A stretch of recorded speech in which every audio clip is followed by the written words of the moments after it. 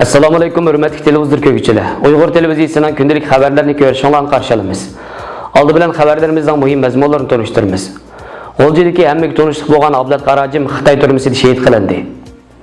İl Meşrep kollektifi iftarlık tasdığını saldı. Amerika Xitay'ın Uygurluğa qartılgan bastırışını toxtatışqa çağırdı. Xitay Avrupa növbetçi poyezi Ürümçi yığılış merkezi işe kiriştirilgeniga 3 yıl oldu. Xitayda qar yağmur sebebinden nurgun adam öldü. Mısırda nurgun kişi ölüm cezasına hüküm kılındı. Tövende dehqonlar haberlerimizden tepsili mezmunlardı bolsun. 20 yılını tajavuz Xitay komünistlerinin türmesinde ötküzgen, türmünün kıyın qıstaqlarga baş egmegen, Şarkı Türkistan G'oljidagi el içi tunulgan Ablat Karacım 2019 yılı 5. ayının 24. günü ağır zulümler tüpeyli türmede şehit kılıngan. Allah merhumunun şehadetini kabul kılıp, yatkan yerini Firdevs cennetlerde kılsın.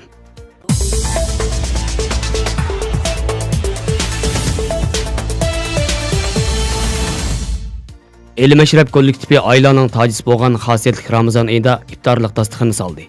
Bu iftarlık dastıqanıga 70'den köp ayal ve balla qatnaşqan bulup, ular El Meşrep kollektifinin 2 yıldan buyan maddi ve manevi yardımıga erişip kelmekte. İftar duasının aldıda El Meşrep kollektifinin ilmi yetakçisi Qasımcan Damullam Uygurlar buluvatkan zulümden kötürülüp ketiş hakkında dua kıldı.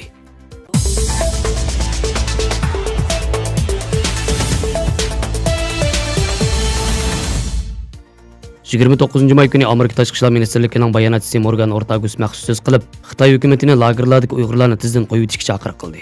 U so'zda Ramazon oyi oxirlashib, ro'za iti yiqilib kelayotgan mezgilda Xitoy hukumatining Uyg'urlarni zo'r ko'lamda bostirish harakatini hargizmi qabul qilib bo'lmaydiganligini, Amerika hukumatining 3 milliondan ortiq Uyg'urning hech qanday sababsizlar tutqun qilinishidagi fojiadan bakmo andishiga tushganligini, lagerlardagi zulmlar haqida turli uchurlarning ko'plab ma'lum bo'layotganligini alohida ta'kidladi. Morgan Ortagus sözünün davamında Xitay hükümetinin Uygurlarını bastırış hareketinde Uygurlarını özlerinin milli kimligi ve İslam itikadidan vaz keçishga majburlayotganligini, Uygurlar uchun muqaddas hisoblanadigan Ramazon oyi mezgilida bo'lsa, Uygurlarning eng zo'r xo'rlanish va qiynoqlarga duch kelayotganligini, shunga bu holga tizdan xotimi berib, lagerlardagi barliq tutqunlarning oilasidagilar bilan jam bo'lishiga hamda hid xo'shalligidan birlikda bahramon bo'lishiga yo'l qo'yishga chaqiriq qildi.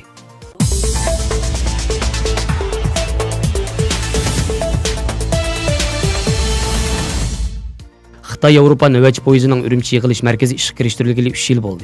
Cemi 2200 növbetçi poyez qatnab, növbetçi poyezlarni zitlashtirish, doimli qatnashish oshirilib, Xitoy ichidagi korxonalarning sirtqi chiqishi, chet elning mollarini kirgizishni muqim ashyo obort kapolatiga ega qilgan.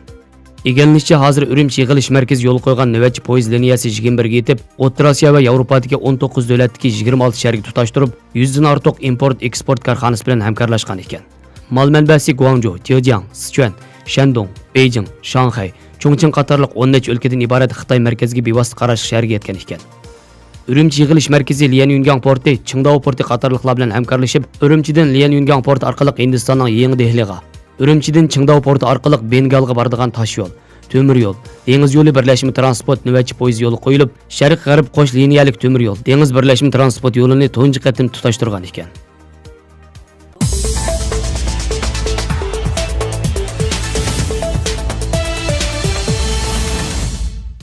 Xitoyning janubiy qismiga ta'sir ko'rsatgan qor yomg'ir sababidan 7 kishi hayotidan ayrildi, 4 kishi yaralandi. Xinhua agentligining xabarida Xitoyning Guangxi Jiangsu avtonom rayonida 25 maydan beri qattiq yoqqan qor yomg'ir sababidan 29 may soat 15 gacha 350 ming kishi ofatga uchirgan, 9 kishi o'lgan, 3 kishi yo'qolib ketgan, nurg'un kishilar yaralangan. 21 nahiyaga og'ir talafotlarni yetkazgan qor yomg'ir ofati sababidan 539 uy o'rilib tushgan, 230 ming gektarlik dehqonchilik maydoni ziyonga uchirgan.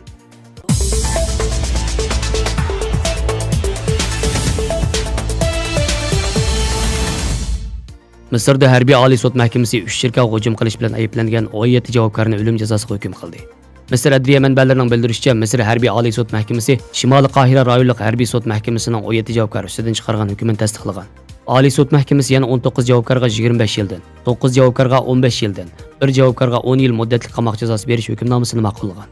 Javobgarlarning bu qarorga e'tiroz bildirish huquqi qolmagan. İskenderiye Harbiy sud mahkamasi tarafidan 2016-2017 yillari 3 shirkatga hujum qilish bilan ayblanib, sudga tortilgan 48 javobgardan 36 ustidan 2018 yili 10 aprel kuni o'lim jazosi e'lon qilingan edi. Shimoliy Qohira Harbiy sud mahkamasi 2018 yili 11 oktyabrda mazkur 36 kishidan 19 ga berilgan o'lim jazosini bekor qilib, muddatsiz qamoq jazosiga o'zgartgan. Misrning poytaxti Qohira, Iskandariya va Tanta shaharlarida 2016-2017 yili aprelda 3 shirkatga qilingan hujumlarda 82 kishi hayotidan ayrilgan edi. Haberlerimizi köylünler rahmet. Görüşükçe aman bulunlar. Hayır hoş. Allah emanet.